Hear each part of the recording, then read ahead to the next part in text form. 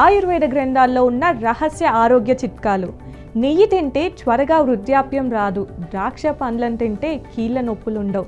బెండకాయలు తినడం వల్ల షుగర్ తగ్గిపోతుంది.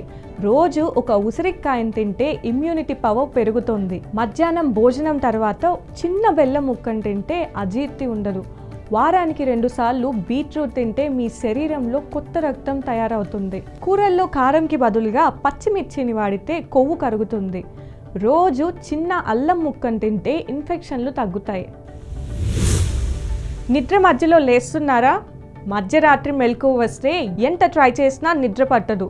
ఈ సమస్య నుంచి విముక్తి కోసం ఇలా ట్రై చేయండి. లైట్లన్నీ ఆపేసి పడుకోండి.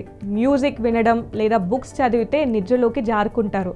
మధ్యలో లేచాక పదే పదే గడియారం చూడకుండా కళ్ళు మూసుకొని నిద్రపోయేందుకు ట్రై చేయండి. పగలు పడుకుంటే రాత్రి నిద్ర కష్టమవుతుంది.